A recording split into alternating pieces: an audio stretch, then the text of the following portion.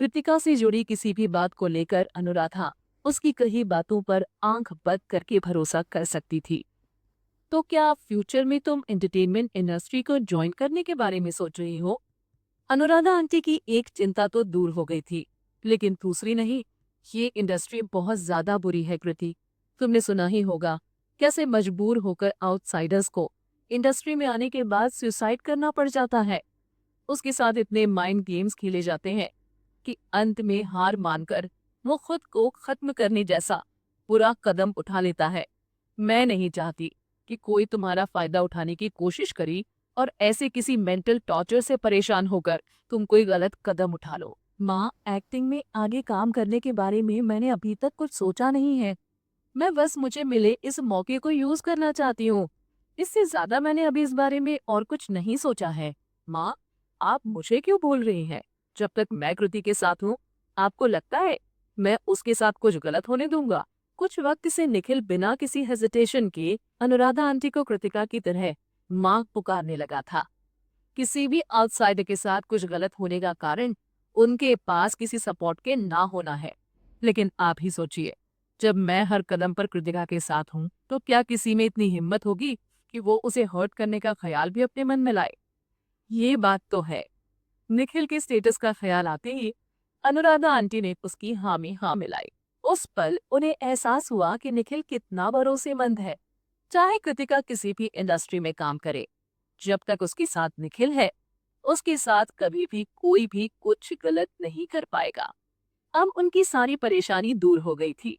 ठीक है फिर, मुझे अब कोई परेशानी नहीं। तुम चाहे जो कर सकती हो मेरी बच्ची। आज या फ्यूचर में जो भी तुम्हारा मन करता है, तुम वो कर सकती हो। खाना खाने के बाद निखिल दोनों से थोड़ी देर तक और बातें करता रहा। फिर उसे लगा कि कहीं अनुराधा आंटी की नींद ना खराब हो जाए, इसलिए वो वहां से जाने लगा। साथ ही क्योंकि अब कृतिका को फिल्म की शूटिंग के लिए बाहर जाना था, इस वजह से अनुराधा आंटी उससे कुछ वक्त तक मिल नहीं पाने वाली थी। इसलिए वो उन्हें साथ में अकेले कुछ वक्त बिताने देना चाहता था। इसलिए उसने कृतिका को खुद को सी ऑफ करने के लिए भी नहीं आने दिया और जल्दी से अपार्टमेंट से बाहर आकर तेजी से अपनी कार ड्राइव कर वहां से चला गया। उसके वहां से जाते ही एक और कार वहां आकर रुकी। उस कार में सौमिता बैठी हुई थी। जब उसने निखिल की बेंटले को दूर से आगे जाते हुए देखा, तो वो मन ही मन बड़बड़ाई, इतनी महंगी कार इस घटिया जगह पे कब से आने लगी? मॉम, आपने कुछ कहा क्या? सोनाली सौमिता की बड़बड़ाहट को ठीक से सुन नहीं पाई थी। तब सौमिता ने आगे की ओर पॉइंट करते हुए कहा, तुमने उस कार को देखा? वो बेंटले थी ना? इस घटिया सी लोकेलिटी में इतने अच्छी गाड़ी क्या कर रही होगी? शायद वो यहाँ से गुजर रही होगी। ट्रैफिक से बचने के लिए कई लोग ऐसा करते हैं। वैसे भी हमारा उस गाड़ी से कोई लेना देना नहीं। सोनाली के चेहरे पर निराशा साफ साफ झलक रही थी। उसने चिढ़ते हुए सौमिता से कहा, उस कार की चिंता करना छोड़िए और जल्दी से कृतिका के घर चलिए। हाँ हाँ। वो दोनों जल्दी से कार से बाहर निकले। उनका ड्राइवर अपने बगल वाली सीट पर रखी एक फ्रूट बास्केट को लेकर गाड़ी से बाहर निकला। उसके हाथ से फ्रूट बास्केट लेकर सौमिता ने उसे वही गाड़ी के पास रहने को कहा और खुद सोनाली के साथ कृतिका के घर की तरफ बढ़ गई। आप डैड को साथ में क्यों नहीं लाई? उनके साथ होने पर वो चुड़ैल हमारे साथ कुछ भी गलत करने से पहले 10 बार सोचती। सोनाली ने सौमिता से शिकायत की। तुम बेवकूफ हो क्या? तुम्हें अब तक इस बात का एहसास नहीं हुआ कि कृतिका अब वीरेंद्र की कही एक छोटी सी भी बात नहीं मानती है? उस दिन होटल में तुम्हारा उसके सिर पर टेबल लैंप मारकर उसे बेहोश करना और उसके बाद उसके होश में आने पर उसे फ्रेम करने की कोशिश करना, तब से लेकर अब तक वीरेंद्र ले देकर बस उस पर गुस्सा ही कर पाया है। उस दिन के बाद से आज तक उस लड़की ने उसकी एक भी बात नहीं मानी है। सौमिता झल्लाई। मुझे लगता है अब मैं कुछ कुछ समझने लगी हूँ। कृतिका तुम्हारे पिता को जैसे वो चाहता है उस तरह से डांट लेने देती है। उसके बाद वो अपनी लाइफ में आगे बढ़ जाती है और जो उसे करना होता है ना, वो वही करती है। वैसे भी वीरेंद्र के उसे डांटने से उसे कोई नुकसान तो होने वाला नहीं। इस वक्त तुम्हारे पिता की कृतिका के दिल में कोई अहमियत नहीं रह गई है। उदासी और गुस्सा सौमिता के चेहरे पर साफ साफ झलक रहे थे। मुझे एक बात बिल्कुल समझ में नहीं आती है। उस दिन होटल वाले इंसिडेंट के बाद से वो अचानक से इतनी बदल कैसे गई कि हम में से कोई भी उसे कंट्रोल ही नहीं कर पा रहा है? क्यों वो अब भी पहले की तरह बेवकूफ नहीं है?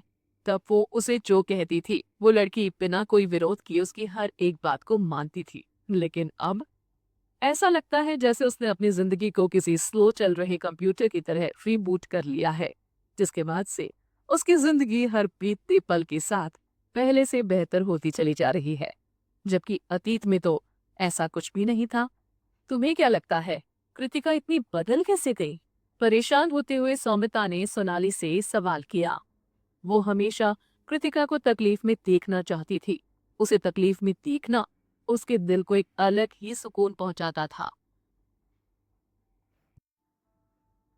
उसे ऐसा लग रहा था कि जो कुछ भी अभी कृतिका के पास है, उन सभी चीजों पर सिर्फ और सिर्फ सोनाली का हक था।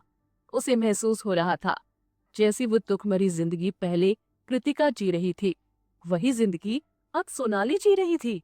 और ये बात उसे जरा भी बर्दाश्त नहीं थी। अनुराधा जिस अपार्टमेंट में रहती थी वो एक बहुत ही पुरानी बिल्डिंग थी। 4 फ्लोर होने के बाद भी उस बिल्डिंग में कोई लिफ्ट नहीं थी और ऊपर जाने के लिए बनी सीढ़ियां बहुत ही पतली और सकरी थी।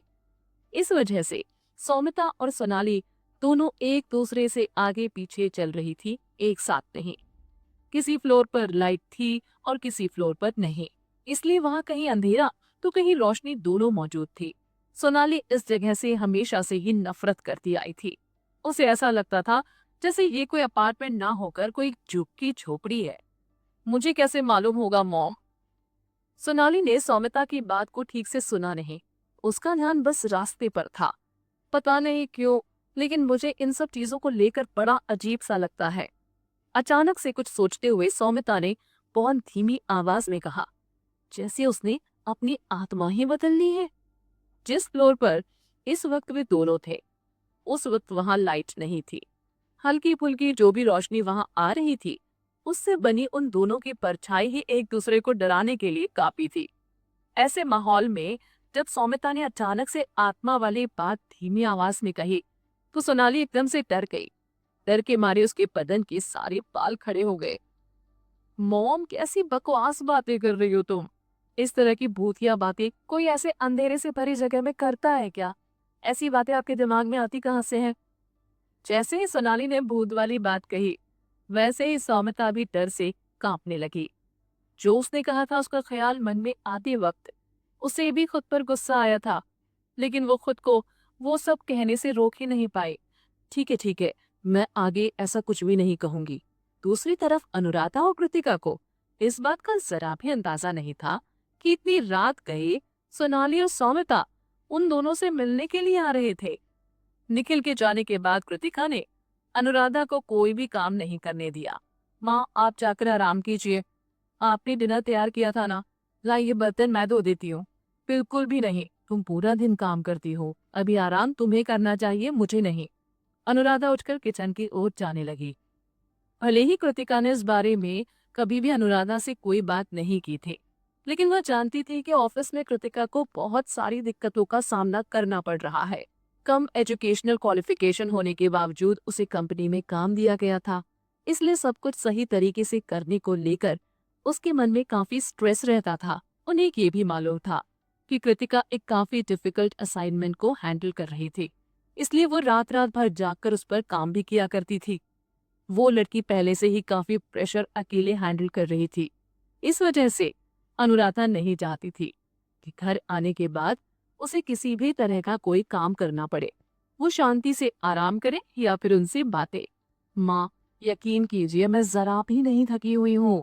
आप मुझे डांटिए या मुझ पर गुस्सा कीजिए, मैं आपको अब और काम नहीं करने दूंगी।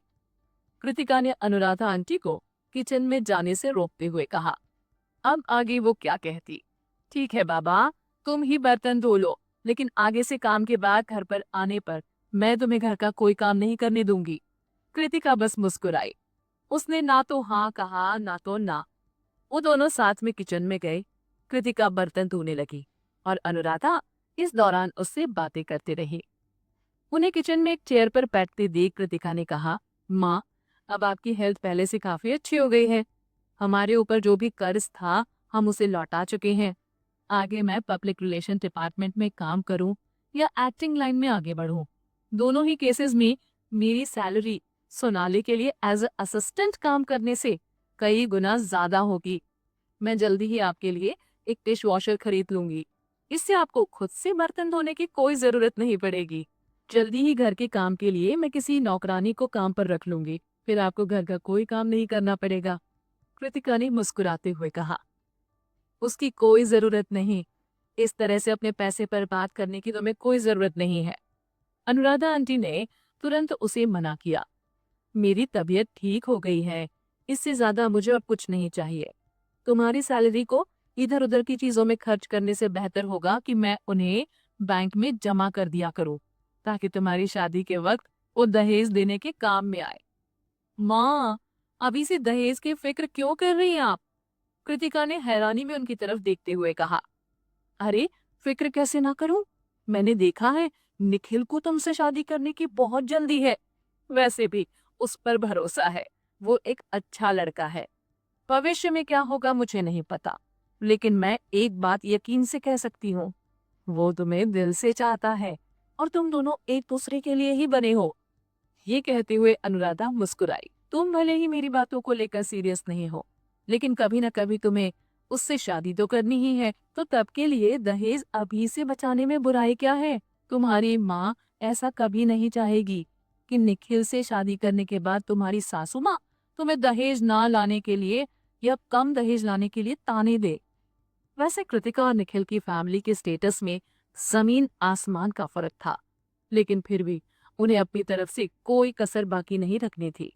और सबसे जरूरी बात, वो ओबेरॉय फैमिली को यह महसूस नहीं होने देना चाहती थी कि कृतिका उनके बेटे से पैसे के लिए शादी कर रही है। उन्हें ये बात अच्छे से समझ में आनी चाहिए कि उनकी बेटी के पास इतने पैसे तो हैं कि वो निखिल से शादी किए बगैर भी आसानी से अपनी जिंदगी हंसी खुशी गुजार सकती है। लेकिन फिर भी ओबेरॉय परिवार की हैसियत के बारे में सोचकर अनुराधा आंटी का दिल बैठ गया। वो उनकी बराबरी करने के सपने कैसे देख सकती थी? क्या पता उनकी गरीबी और अकेलेपन को देख वो कृतिका को निखिल के लिए रिजेक्ट कर दे।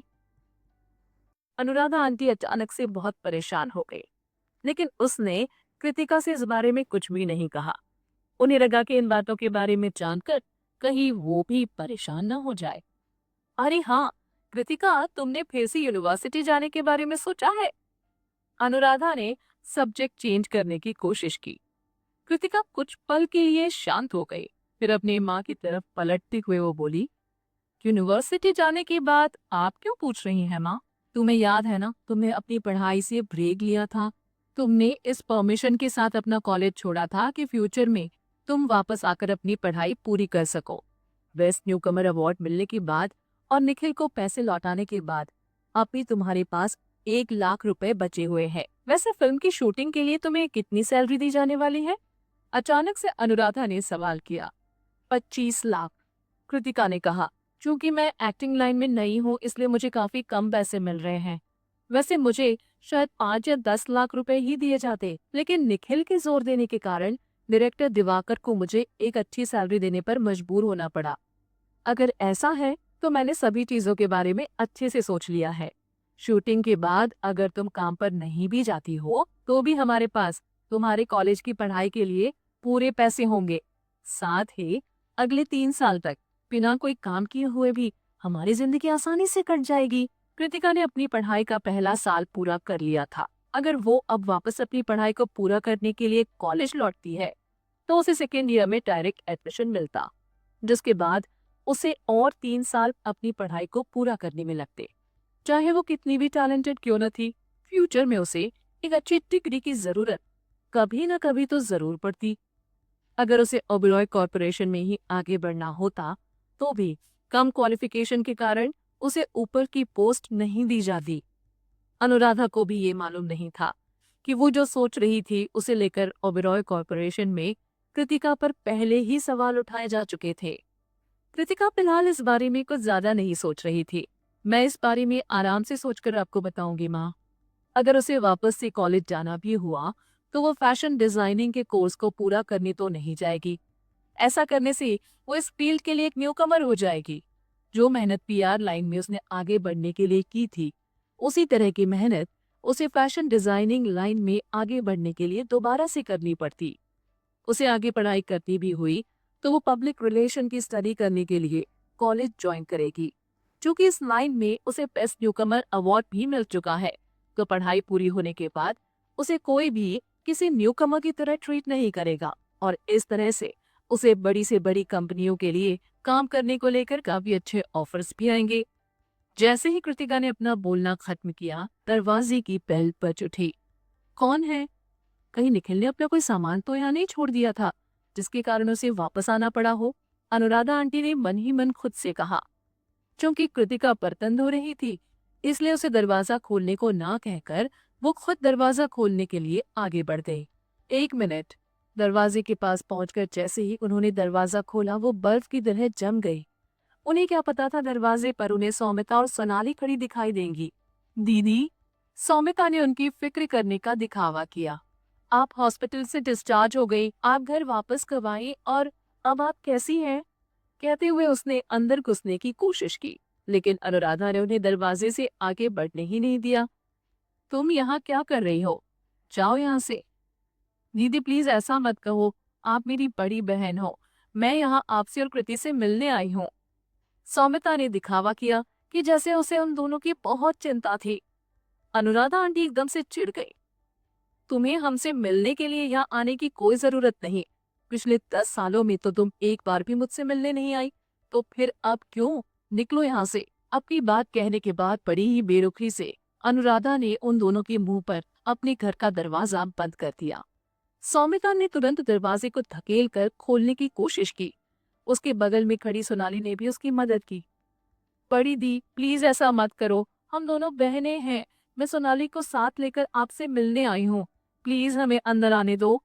सौमिता गिड़गिड़ाई। सालों पहले जब तुम मेरे ही पति को अपने प्यार के जाल में फंसा रही थी, तब तुम्हें ये बात क्यों याद नहीं आई कि हम दोनों बहनें हैं?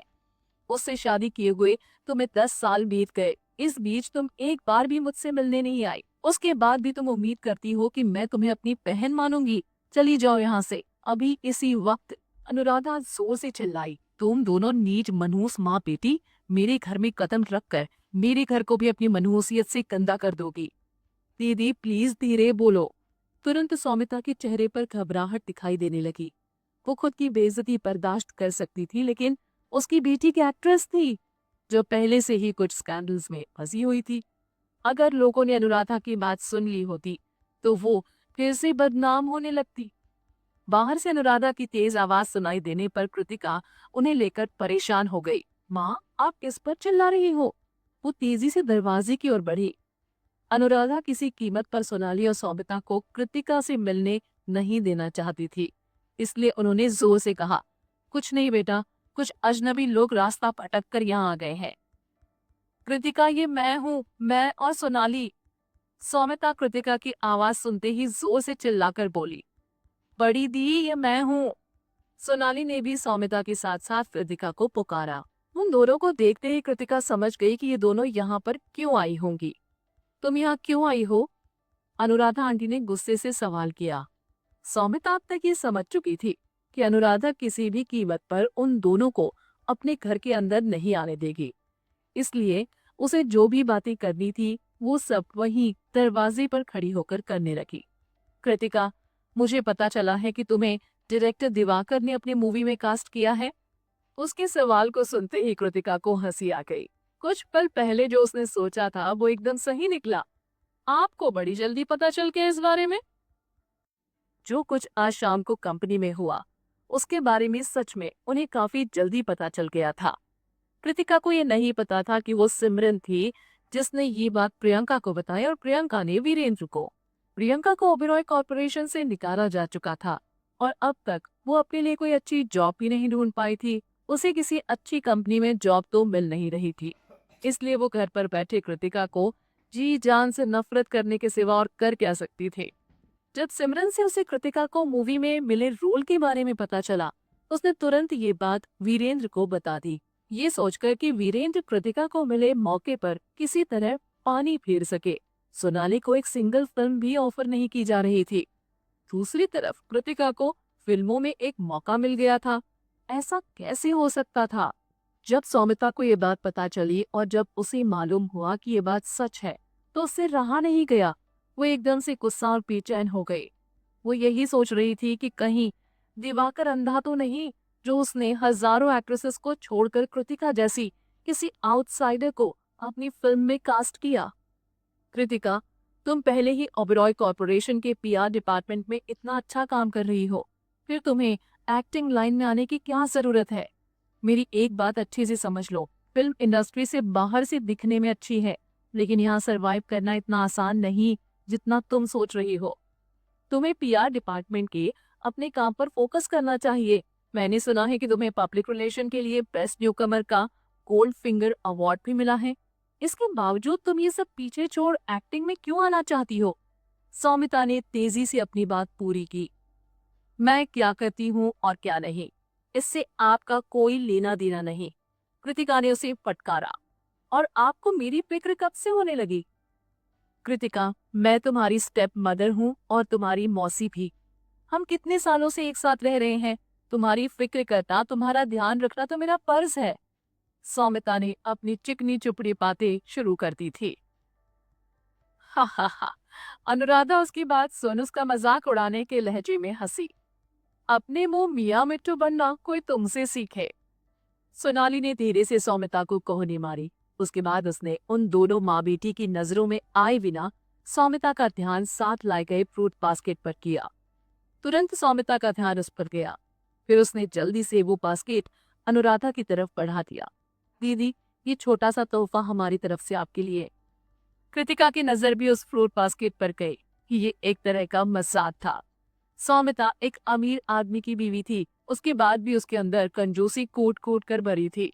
वो भले ही उसे फ्रूट बास्केट कहे, लेकिन फलों के नाम पर उस बास्केट में सिर्फ सेब थे, वो भी गले हुए। किसी आम इंसान के लिए भी वो एक बहुत बेकार सा तोहफा था। अनुराधा ने सौमिता को फटकार लगाई। तुम्हें शर्म नहीं आती? ये सड़े गले सेब तुम हमारे लिए लेकर आई हो और इसे तोहफा कह रही हो? तुम्हें क्या लगता है हम इतने गरीब हैं कि अपने लिए फल ना खरीद सकें? वो औरत कृतिका से मदद मांगने के लिए आई थी। बावजूद इसके वो जो लेकर आई थी, उसे लाने के लिए उसने अपनी कंजूसी की सारी हदें पार कर दी थी। वीरेंद्र को शायद ऐसी ही औरत तो पसंद थी, कंजूस मक्खी चूस टाइप्स। क्या उसे उसके साथ कहीं बाहर जाने में शर्म नहीं आती होगी? उसके जैसा घटिया इंसान ही सौमिता जैसे जाहिल औरत को पसंद कर सकता था। कृतिका, तुम्हें एक्टिंग के लिए अपने पीआर वाले जॉब को छोड़ने की कोई जरूरत नहीं। पता नहीं एक्टिंग में तुम सक्सेस पाओगी भी या नहीं।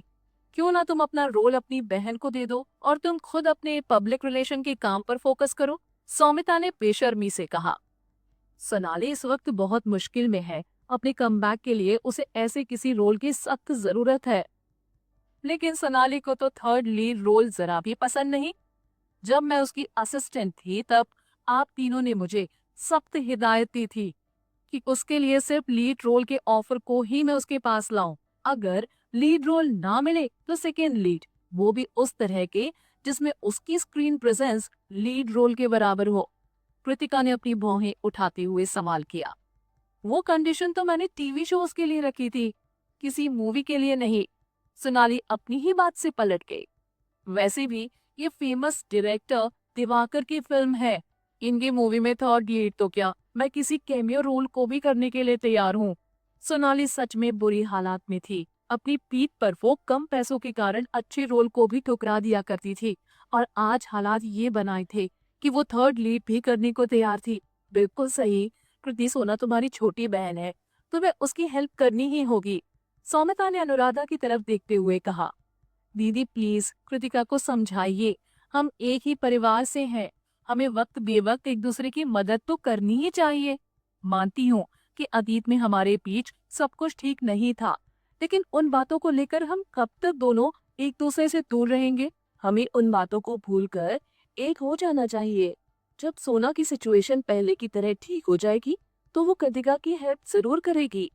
अगर उस वक्त भी कृतिका फिल्म इंडस्ट्री में आना चाहेगी तो सोना अच्छे रोल को ढूंढने में उसकी हेल्प करेगी और वीरेंद्र की कंपनी भी कृतिका को प्रमोट करेगी। इस तरह से दोनों बहनें फिल्म इंडस्ट्री में एक दूसरे का ख्याल रख पाएंगी। ये कितना अच्छा होगा ना? उसकी बात सुन अनुराधा का मन किया कि वो उस घटिया औरत के मुंह पर ही थूक दे। ये लोग कृतिका की हेल्प करेंगे। ये सुनने के बाद एक कान से बहरा इंसान अपने दूसरे कान से भी बहरा हो जाएगा। क्या कोई इस जाहिल औरत की बातों पर भरोसा कर सकता था? अगर वो सच में कृतिका की हेल्प करना चाहती, तो वो उसे उसकी पढ़ाई छोड़ने पर मजबूर नहीं करती। और सोनाली की असिस्टेंट बनाने के बाद वो उसे सैलरी के नाम पर सिर्फ 10,000 रुपए नहीं देती। अनुराधा खुद हॉस्पिटल में थी और उसके इलाज के लिए पैसे जुटाने की मजबूरी के कारण उस वक्त उसकी बेटी के पास उन लोगों के लिए काम करने के अलावा और कोई रास्ता नहीं था। अब कृतिका ओबरॉय कॉरपोरेशन में काम कर रही है, जहां उसकी मंथली सैलरी 30,000 है। उसने एक अवार्ड पाकर प्राइज मनी के रूप में 6 लाख रुपए भी जीते थे और अब उसके पास एक फिल्म में काम करने का मौका भी था। राठौर फैमिली में रहकर डिप्रेशन का शिकार हो चुकी कृतिका कैसे उस फैमिली से अलग होते ही ना सिर्फ अपने डिप्रेशन से बाहर आ गई थी, बल्कि उसने जल्द ही अपनी लाइफ में एक नया मुकाम भी हासिल कर लिया था। कृतिका के साथ इतना सब कुछ बुरा करने के बाद भी सौमिता की हिम्मत तो देखो, जो वो बेशर्मों की तरह उससे हेल्प मांगने आ गए। Thanks but no thanks. Anuradha की आंखें अब गुस्से से लाल होने लगी थी। जब तुम कृति की मदद कर सकती थी, तब तुमने उसे अपनी बेटी की नौकरानी बनाकर रख दिया था। क्या तुम इसे हेल्प करना कहती हो? अगर तुमने ऐसा कुछ दोबारा मेरी बेटी के साथ करने की हिम्मत भी की ना, तो मुझे मेरी बच्ची की कसम, तुम्हारा गला मैं अपने हाथों से दबाकर तुम्हें जान से मार दूंगी। उन दिनों अनुराधा अपनी गरीबी के कारण कृतिका को राठौर फैमिली में छोड़ने के लिए मजबूर थी, लेकिन उन्हें इस बात का जरा भी अंदाजा नहीं था कि वहां उनकी बच्ची पर उनकी एब्सेंस में कैसे कैसे जुल्म ढाए जाएंगे। लेकिन अब अगर उसकी बच्ची के साथ उन तीनों में से किसी ने भी कुछ गलत करने की कोशिश की, तो उन्हें सबक सिखाने के लिए वो अपनी सारी हदें पार कर जाएगी। इस बार उस औरत पर वो इतनी गुस्सा थी कि उनका दिल दर्द कर उठा। सौमिता की हिम्मत कैसे हुई कृतिका को मिले रोल को अपनी बेटी के लिए मांगने की? आपने फिल्म के डायरेक्टर और प्रोड्यूसर्स को समझ क्या रखा है? कृतिका ने बेरुखी से कहा। वो पहले ही मुझसे कॉन्ट्रैक्ट पेपर साइन करवा चुके हैं और मैंने अगर उस कॉन्ट्रैक्ट को तोड़ा तो हर्जाने के रूप में मुझे उन्हें 1 करोड़ रुपए लौटाने होंगे। आप चाहती हैं कि मैं अपना रोल सोनाली को दे दूं?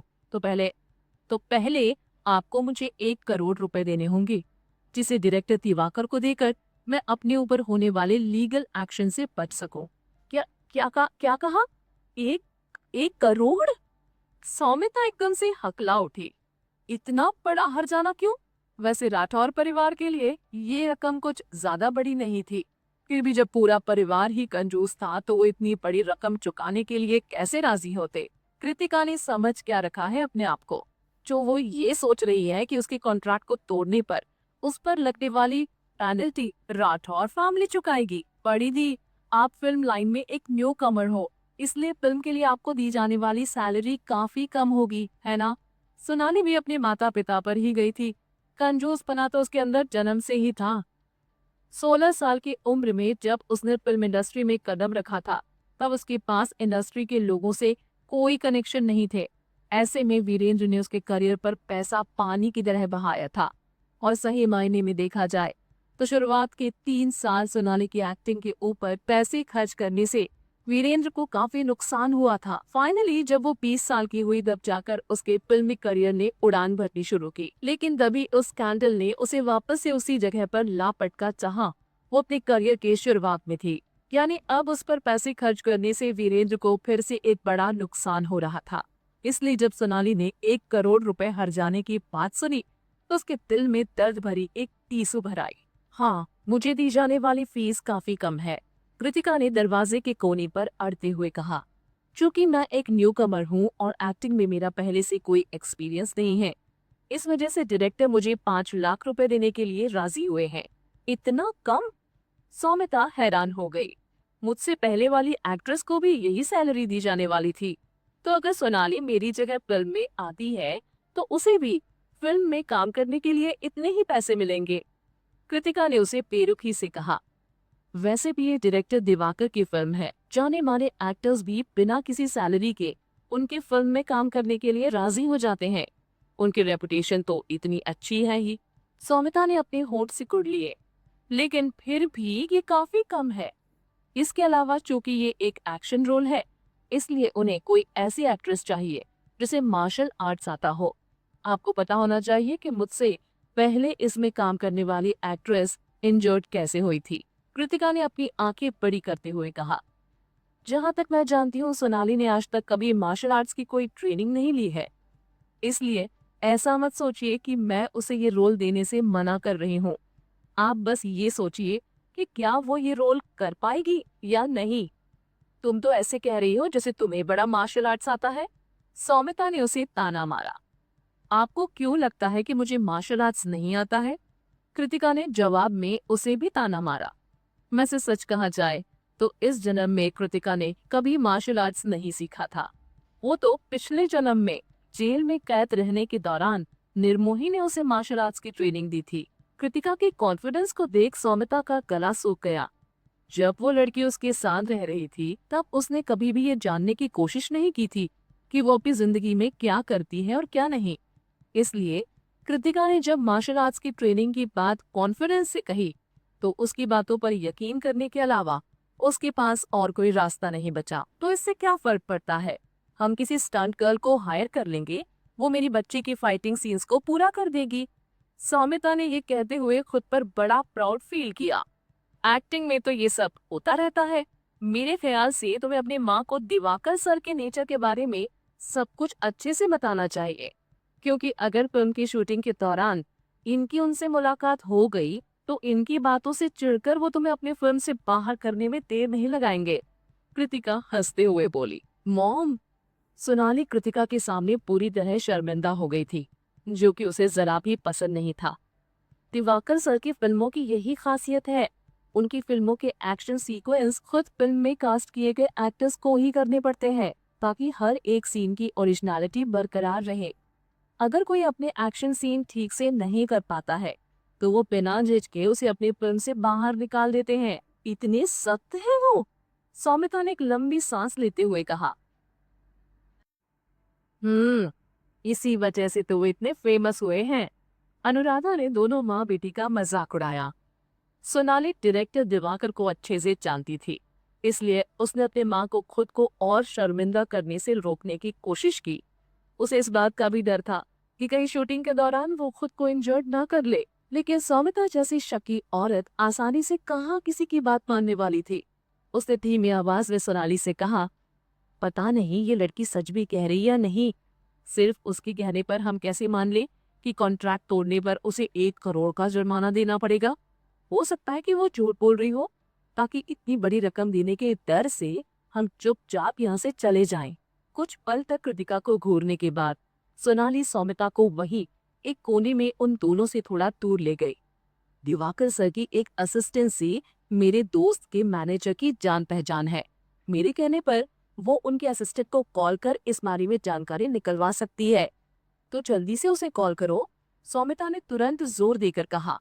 इसके तुरंत बाद सोनाली ने रिचा को कॉल किया, जो कि खुद एक बी लिस्ट एक्ट्रेस थी। रिचा, क्या तुम्हारे मैनेजर तुम्हारे साथ है? हाँ। बहुत अच्छा। मुझे उसकी हेल्प चाहिए थी। क्या वो मेरी बात डायरेक्टर दिवाकर के असिस्टेंट से करवा सकती है? सोनाली तुरंत मुद्दे पर आ गई। अब की बार रिचा से कुछ कहा नहीं गया। वो एकदम से चुप हो गई। अरे तुम गलत समझ रही हो, मुझे उनकी फिल्म में कोई रोल नहीं चाहिए। मुझे बस कृतिका को लेकर कुछ जानकारी चाहिए थी। तुम कृतिका को जानती हो ना? उसे दिवाकर सर की फिल्म में थर्ड लीड के लिए साइन किया गया है। उसने मुझे बताया कि अगर वो फिल्म के लिए साइन किया हुआ अपना कॉन्ट्रैक्ट तोड़ती है, तो उसे फाइन के रूप में 1 करोड़ रुपए दिवाकर सर को देने होंगे। तो क्या तुम अपनी मैनेजर रीता से पूछकर मुझे बता सकती हो कि ये बात सच है या झूठ? ध्यान रखना कि वो झूठ ना बोल पाए। जब रिचा ने ये सुना कि वो किसी रोल के लिए उसकी मैनेजर से हेल्प नहीं मांग रही, तो वो तुरंत उसकी हेल्प करने के लिए राजी हो गई।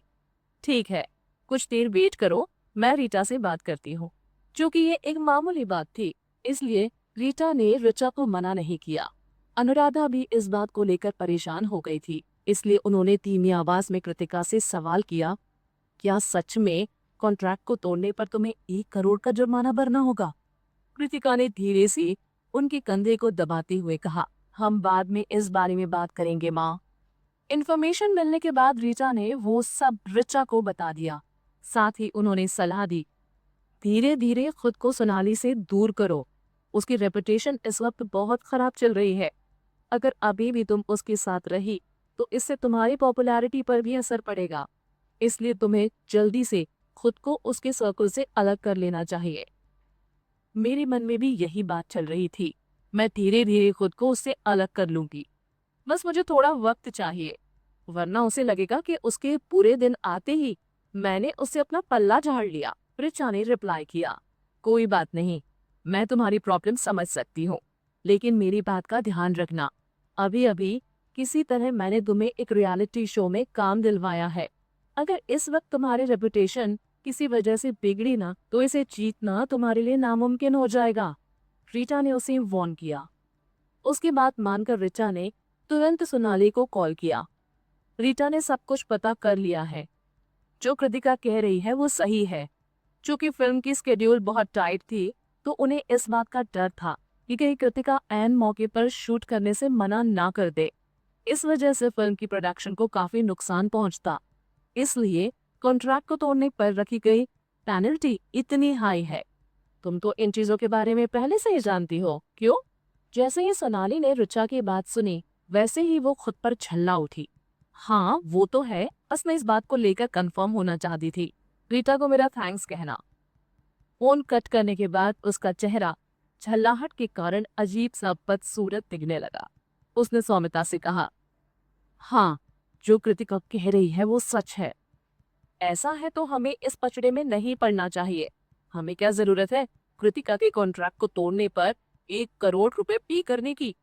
सौमिता ने अपना मुंह ऐंठते हुए कहा, लेकिन शायद वो भूल गई थी कि कृतिका को कॉन्ट्रैक्ट तोड़ने के लिए उसने ही कहा था। उसकी बात सुनकर कृतिका उन्हें चिढ़ाने के लहजे में खुद को हंसने से रोक नहीं पाई। वैसे सोनाली के मौका हाथ से जाने नहीं देना चाहती थी, लेकिन फिर भी उसे अपना मन मार कर कृतिका को ना कहना पड़ा। इतनी कम सैलरी मिलने पर कौन इस फिल्म में काम करेगा? किसी टीवी शो के सिंगल एपिसोड को करने के लिए भी मुझे 5 लाख मिल जाते थे। फिर ये तो एक मूवी है, एक एक्शन मूवी। बिल्कुल सही कहा तुमने सोना। सौमिता भी ये बात समझ चुकी थी। तुम इसे करने का ख्याल दिल से निकाल ही दो। जिस तरह से सौमिता ने वो बात कही थी उससे ऐसा लग रहा था जैसे वो फिल्म कृतिका को ऑफर ना करके सोनाली को ऑफर की गई थी। ऐसा है तो हम तुम्हारे लिए मुश्किलें और नहीं बढ़ाएंगे। सौमिता अब अपने रंग में आने लगी थी। उसकी टोन अब ताना मारने वाली थी। चल सोना, करने दे इसे वो फिल्म। उसका हाथ पकड़कर आगे बढ़ते हुए अचानक से वो रुकी और फिर पलटकर अनुराधा से बोली, दीदी मैं आपको एक सलाह देती हूँ, कृतिका को थोड़ा कंट्रोल में रखे। सिर्फ 5 लाख के लिए वो अपनी जिंदगी खतरे में डाल रही है। कहीं ऐसा ना हो कि शूटिंग के बाद वो अपना हाथ पैर तुड़वा कर घर वापस आए। जो भी वो इस फिल्म से कमाएगी वो सब उसके इलाज में ही खर्च हो जाएगा। उसकी बात सुनकर अनुराधा को इतना जोर का गुस्सा आया कि वो उस पर चीख पड़ी, आ गई ना अपनी औकात पर तू बच्चात औरत। मॉम प्लीज आगे कुछ मत कहना। देखने वालों को ऐसा लगता कि सोनाली उनके बीच के झगड़े को रोकने की कोशिश कर रही थी, लेकिन ऐसा कह के वो अपनी माँ को और उकसा रही थी। वो इतने गरीब है कि छोटी मोटी रकम के लिए कुछ भी करने को राजी हो जाते हैं। इनकी हालत इतनी खराब है कि पैसे कमाने का कोई मौका ये हाथ से जाने नहीं देंगे। आप प्लीज इनके जैसे छोटे लोगों से मत उलझो, आप बस यहाँ से चलो। माली की बातों को सुन सौमिता की अकड़ और ज्यादा बढ़ गई। तुम्हारी बात एकदम सही है सोना। ऐसे नीच लोगों से उलझ के मैं अपना बीपी क्यों बढ़ाऊं? घमंड में अपनी बात कहने के बाद वो सोनाली के साथ वापस लौटने लगी। रुको, कहते हुए अनुराधा ने उनका लाया फ्रूट बास्केट उठाया और उनके मुंह पर दे मारा। अपने मनहूस सेब पे अपने साथ ले जाओ, हमें तुम्हारी दी गई किसी भी चीज की कोई जरूरत नहीं। इतना कहने के बाद अनुराधा ने घर का दरवाजा बंद कर लिया। उसके बाद भी वो गुस्से से कांप रही थी। मुझे यकीन नहीं होता कि ये जाहिल औरत मेरी बहन है। माँ, आप प्लीज गुस्सा मत कीजिए। जिनसे हमें कोई लेना देना नहीं, उन पर गुस्सा करने का क्या फायदा? कृतिका ने किसी तरह अपने माँ के गुस्से को शांत किया और वापस से उन्हें लेकर किचन में चली गई। वो उन दोनों माँ बेटी के ड्रामे से जरा भी परेशान नहीं हुई थी। वैसे भी उसने उन दोनों को बेवकूफ बना दिया था, इसलिए वो उन पर गुस्सा ना होकर दिल ही दिल में खुश हुई जा रही थी। इस दौरान अनुराधा ने एक गिलास पानी पीकर खुद को शांत किया। कृति, मुझे एक बात बताओ, क्या सच में उस फिल्म कॉन्ट्रैक्ट को तोड़ने पर तुम्हें 1 करोड़ का जुर्माना देना होगा? नहीं माँ, ऐसा कुछ नहीं है। ये तो बस मैंने उन दोनों जाहिलों को बेवकूफ बनाने के लिए कहा था और उन्होंने मेरी बात मान भी ली। कृतिका मुस्कुराते हुए बोली, निखिल के कारण फिल्म में कॉन्ट्रैक्ट तोड़ने को लेकर कोई फाइन रखा ही नहीं गया है। फिर भी मैं किसी भी कीमत पर कॉन्ट्रैक्ट तोड़ूंगी नहीं। उसके जवाब को सुन अनुराधा आंटी ने अपने सीने पर हाथ रखकर एक राहत भरी लंबी सांस ली। जब तुमने वो बात कही थी ना, तो मेरा कलेजा मुंह को आ गया था। मुझे खुद भी ये लगने लगा था कि फाइन के रूप में ली जाने वाली रकम हद से ज्यादा है। लेकिन सोनाली ने हमारे सामने इस बात को लेकर अपनी दोस्त से पूछताछ की थी, फिर भी उसे सच का पता क्यों नहीं चला? क्योंकि डायरेक्टर दिवाकर की असिस्टेंट को मैंने ये बात पहले ही समझा दी थी कि अगर कोई मेरे कॉन्ट्रैक्ट से जुड़े सवाल उनसे करे तो उन्हें उस इंसान को क्या इन्फॉर्मेशन देनी है। निखिल के सपोर्ट के कारण उन्होंने मेरी बात तुरंत मान ली। इसलिए जब सोनाली ने इसे लेकर अपने दोस्त से पूछताछ की तो मैं जरा भी परेशान नहीं हुई, कृतिका ने एक्सप्लेन किया। उस वक्त अनुराधा के दिल में निखिल को लेकर भरोसा और भी ज्यादा पक्का हो गया। उससे बेहतर लड़का उन्हें अपनी बेटी के लिए कभी नहीं मिल सकता था। कृति, अब तुम्हें आराम करना चाहिए। कल काफी सुबह ही तुम्हें यहाँ से निकलना होगा ना? अनुराधा ने सवाल किया। हाँ माँ, मैं बर्तन धोकर अपने काम में चले जाऊंगी, कृतिका ने जवाब दिया। इधर सौमिता और सोनाली दोनों अपनी कार के पास लौट आए थे। अब भी कृतिका को मिले ऑफर के बारे में सोचकर उस औरत का खून जल रहा था। क्यों कृतिका के पास एक फिल्म थी और उसकी बेटी के पास एक भी नहीं? भले ही तुम इस फिल्म में काम ना करो, लेकिन फिर भी मैं उस लड़की को इस फिल्म में काम नहीं करने दूंगी।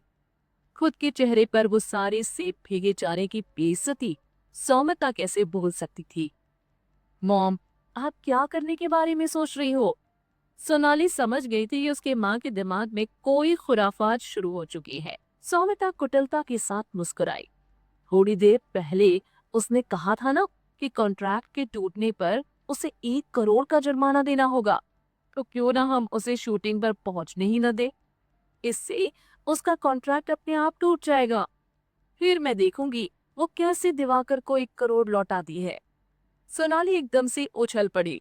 क्या बात है मॉम, ये ख्याल मेरे मन में क्यों नहीं आया? आप कमाल की हो मॉम। कुछ वक्त पहले तक उसके पास अनुराधा के हॉस्पिटल बिल्स भी चुकाने के पैसे नहीं होते थे और यहाँ तो बात 1 करोड़ चुकाने की होगी। देखना, ये कर्ज उसे सुसाइड करने पर मजबूर कर देगा और अगर उसने सुसाइड नहीं भी किया तो भी उसके पास लौटकर हमारे पास वापस आने के अलावा कोई दूसरा रास्ता नहीं बचेगा। तब हम गिन गिन कर उससे बदला लेंगे। सौमिता की आंखों में उस वक्त अजीब सी चमक थी। दिवाकर के फिल्म की शूटिंग पहले से ही शुरू हो चुकी थी। फिनाल शूट के लिए उन्हें नेपाल जाना था। बर्फीली पहाड़ी इलाकों में होने वाली शूटिंग काफी मुश्किल होने वाली थी। देखा जाए तो फिल्म की लगभग शूटिंग पूरी हो चुकी थी। सिर्फ थर्ड लीड को लेकर कुछ सीन्स शूट किए जाने बाकी थे। प्रोडक्शन टीम ने पहले से ही कृतिका के लिए प्लेन की टिकट बुक कर दी थी। उसे पहले बाय फ्लाइट नेपाल आना था, उसके बाद वहां से बाय कार उसे 2 घंटे के ट्रैवल कर फिल्म के क्रू को ज्वाइन करना था। वैसे कृतिका को फिल्म क्रू को दोपहर के वक्त ज्वाइन करना था, लेकिन उससे पहले उसे एक लंबी जर्नी भी तो करनी थी। सुबह अनुराधा आंटी जल्दी उठ गई और झटपट उन्होंने कृतिका के लिए हल्का नाश्ता और लंच तैयार कर दिया। फ्रेश होकर नाश्ता करने के बाद कृतिका तुरंत एयरपोर्ट जाने के लिए तैयार हो गई। एयरपोर्ट पहुंचने के बाद और बाद में फिल्म क्रू को ज्वाइन करने के बाद तुम मुझे कॉल कर लेना, ओके ना? अनुराधा ने कृतिका को समझाया। और हाँ, तुम कहाँ ठहरोगी वो भी मुझे बता देना। वैसे कृतिका ने सोनाली के साथ एज एन असिस्टेंट काफी ट्रैवल किया था, लेकिन ये पहली बार था जो वो अकेले कहीं ट्रैवल करने जा रही थी। ठीक है माँ, कृतिका ने मुस्कुराते हुए जवाब दिया। मैं टाइम टू टाइम आपसे कॉल पर बात करती रहूंगी, आप चिंता मत करना। बढ़िया। कहते हुए अनुराधा ने उसका सिर चूम लिया। तुमने अपना identity card, pan card, wallet सब रख लिया है ना? अनुराधा को उसकी बहुत चिंता हो रही थी। हाँ माँ, मैंने सब रख लिया है। कहते हुए कृतिका अपने लगेज के साथ दरवाजे की ओर बढ़ी। माँ, जब मैं यहाँ नहीं रहूंगी तो आपको अपना ख्याल अच्छे से रखना होगा। अगर सौमिता या डैड दोनों में से कोई भी मेरी एब्सेंस में यहाँ आए तो आप घर का दरवाजा मत खोलिएगा, चाहे जो भी हो जाए। वो दरवाजे पर कितना भी नॉक करे या कुछ भी कहे, आप उन्हें घर के अंदर मत आने दीजिएगा।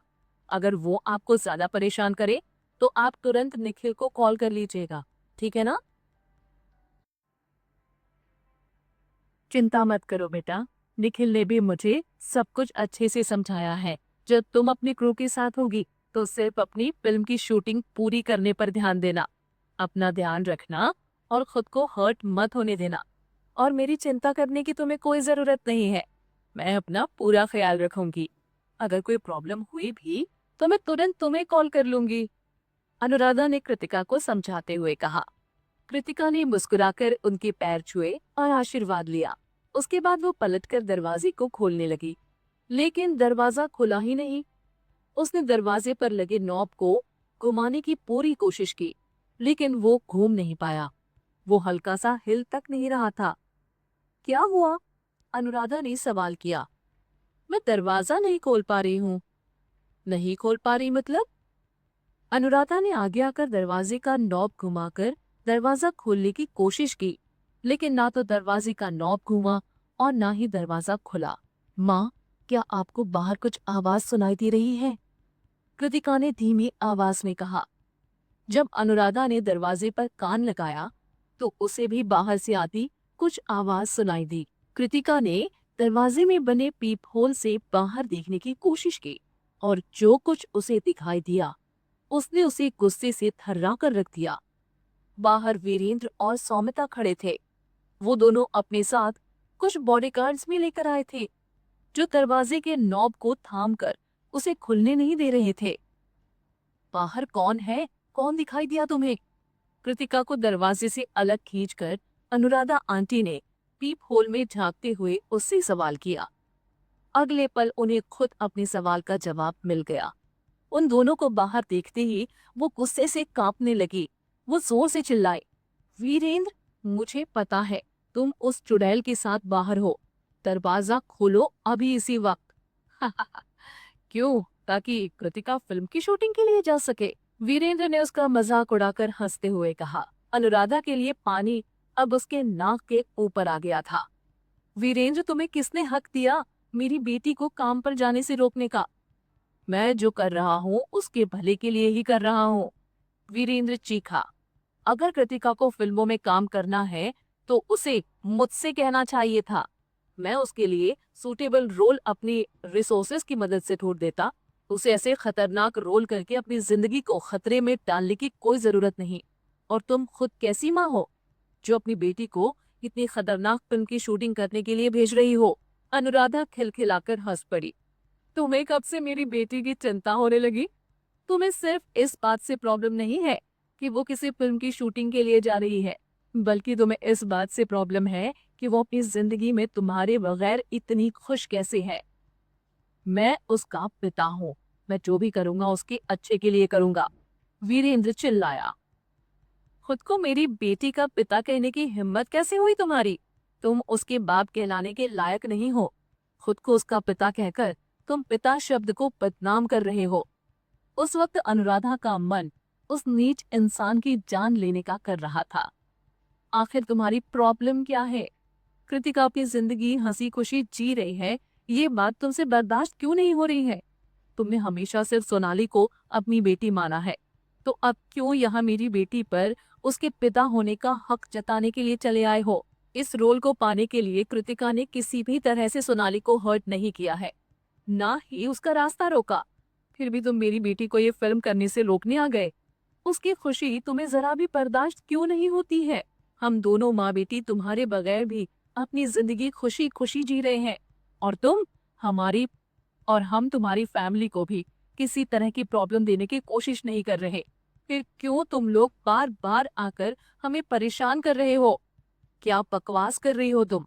कृतिका मेरी बेटी है, उसकी केयर करना मेरा हक है और ये हक मुझसे कोई छीन नहीं सकता। वीरेंद्र ने झल्लाते हुए कहा, जब तक उसकी रगों में मेरा खून दौड़ रहा है तब तक उसे मुझे अपना पिता मानना होगा। साथ ही उसे मेरी हर एक बात भी माननी होगी। तुम्हें क्या लगता है वो मुझसे अपना रिश्ता ऐसे ही खत्म कर लेगी? हाँ, मैं ऐसा होने नहीं दूंगा। उस वक्त वीरेंद्र के चेहरे पर एक भयानक मुस्कान थी। जिस दिन उसके बदन का सारा खून बह जाएगा उस दिन मैं उसे अपनी बेटी मानना बंद कर दूंगा।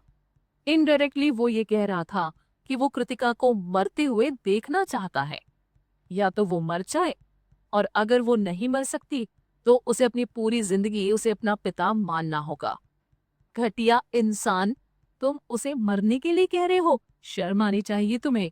जब वो तुम्हारे साथ थी तो तुमने कभी उसे अपनी बेटी की तरह प्यार नहीं किया, और आज जब वो मेरे साथ है तो तुम उस पर अपना हक जताने चले आए। कृतिका को मैंने जन्म दिया है, उसके अंदर मेरा भी खून है, सिर्फ तुम्हारा नहीं। मैं तुमसे कृतिका के लिए कुछ भी करने को नहीं कह रही हूँ, लेकिन जो मौका उसे अपनी काबिलियत से मिला है उसमें तुम उसका रास्ता क्यों रोक कर खड़े हो गए हो? हर बार तुम सोनाली के लिए उसे बलि का बकरा नहीं बना सकते। उस लड़की में जरा भी काबिलियत नहीं है, फिर भी तुम बार बार मेरी बेटी को उसके लिए कुर्बान करने में लगे रहते हो। क्यों? अनुराधा एकदम से बौखला गई थी। किसी तरह इस दौरान कृतिका ने दरवाजा हल्का सा खोल लिया, लेकिन बस इतना ही कि जिससे बाहर क्या हो रहा है वो उसे दिखाई दे सके।